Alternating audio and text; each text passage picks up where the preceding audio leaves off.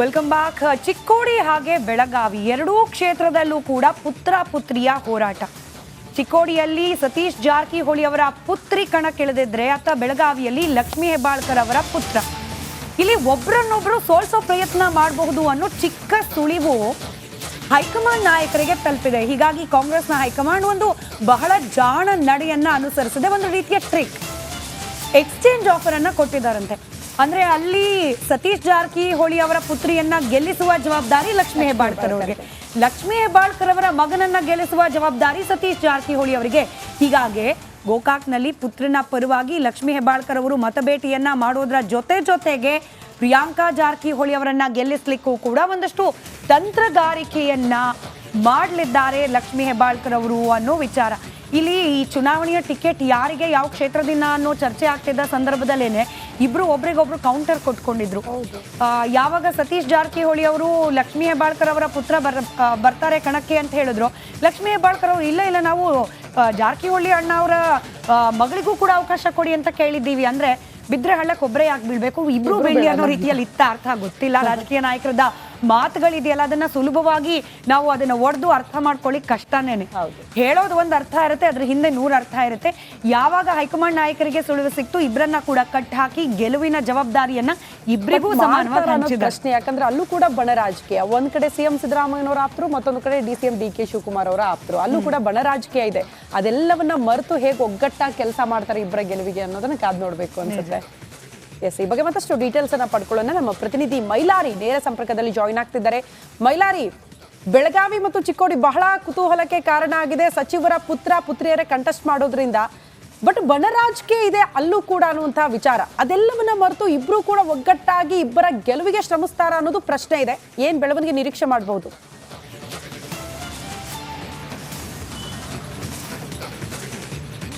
ಖಂಡಿತ ಶ್ರುತಿ, ಬೆಳಗಾವಿಯಲ್ಲೂ ಕೂಡ ಚುನಾವಣಾ ಕಣ ಏನು ರಂಗೇ ಇರ್ತಾ ಇದೆ. ಇಲ್ಲಿ ಬೆಳಗಾವಿಯಿಂದ ಮೃಣಾಲ್ ಹೆಬ್ಬಾಳ್ಕರ್ ಸ್ಪರ್ಧೆಯನ್ನು ಮಾಡಿದರೆ, ಚಿಕ್ಕೋಡಿಯಿಂದ ಸತೀಶ್ ಜಾರಕಿಹೊಳಿ ಅವರ ಪುತ್ರಿ ಪ್ರಿಯಾಂಕಾ ಜಾರಕಿಹೊಳಿ ಅವರು ಸ್ಪರ್ಧೆಯನ್ನು ಮಾಡಿದ್ದಾರೆ. ಇಲ್ಲಿ ಪ್ರಮುಖವಾಗಿ ಇವತ್ತು ಗೋಕಾಕ್ನಲ್ಲಿ ಲಕ್ಷ್ಮೀ ಹೆಬ್ಬಾಳ್ಕರ್ ಅವರು ಪ್ರಚಾರಕ್ಕೆ ಇಳಿದಿರುವಂಥದ್ದು. ಇಲ್ಲಿ ಈ ಮುಂಚೆನೂ ರಮೇಶ್ ಜಾರಕಿಹೊಳಿ ಅವರ ಕೋಟೆಗೆ ಇವತ್ತು ಎಂಟ್ರಿಯನ್ನು ಕೊಡ್ತಿರುವಂಥದ್ದು.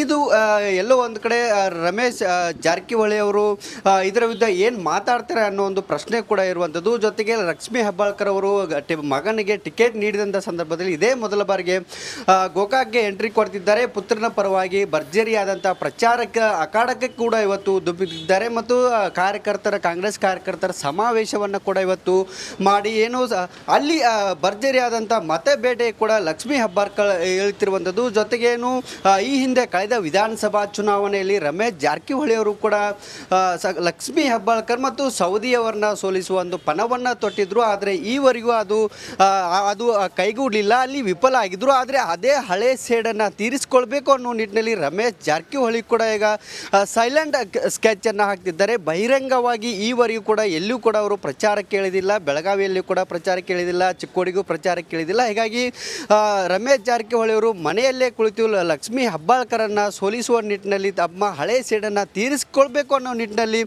ಇವತ್ತು ಏನು ಅವರು ಸ್ಕೆಚನ್ನು ಹಾಕ್ತಿದ್ದಾರೆ ಅನ್ನೋ ಒಂದು ಮಾತುಗಳು ಕೂಡ ಕೇಳಿ ಬರ್ತಾ ಇದ್ದಾವೆ. ನಿನ್ನೆ ಅಷ್ಟೇ ಜಗದೀಶ್ ಶೆಟ್ಟರ್ ಅವರು ಬೈಕ್ ರ್ಯಾಲಿಯನ್ನು ಮಾಡಿದರು. ಆ ಬೈಕ್ ರ್ಯಾಲಿಗೆ ರಮೇಶ್ ಜಾರಕಿಹೊಳಿ ಅವರ ಸಾಕಷ್ಟು ಬೆಂಬಲಿ ಕೂಡ ಏನು ಬೆಳಗಾವಿಗೆ ಬಂದು ಬೈಕ್ ರ್ಯಾಲಿಯಲ್ಲಿ ಭಾಗಿಯಾಗಿದ್ದರು. ಮತ್ತೊಂದೆಡೆ ಇಲ್ಲಿ ಇಬ್ಬರು ಸಚಿವರು ಕೂಡ ಈಗ ಮಕ್ಕಳು ಕೂಡ ಸ್ಪರ್ಧೆ ಮಾಡಿದ್ರಿಂದ ಇಬ್ಬರಿಗೂ ಕೂಡ ಪ್ರತಿಷ್ಠೆಯ ಕಣ ಆಗಿರುವಂಥದ್ದು. ಇಬ್ಬರು ಮಕ್ಕಳನ್ನು ಕೂಡ ಗೆಲ್ಲಿಸಬೇಕು ಅನ್ನೋ ನಿಟ್ಟಿನಲ್ಲಿ ಎರಡೂ ಕಡೆ ಇಬ್ಬರು ಕೂಡ ಭರ್ಜರಿಯಾದಂಥ ಪ್ರಚಾರಕ್ಕೆ ಇಳಿದಿದ್ದಾರೆ.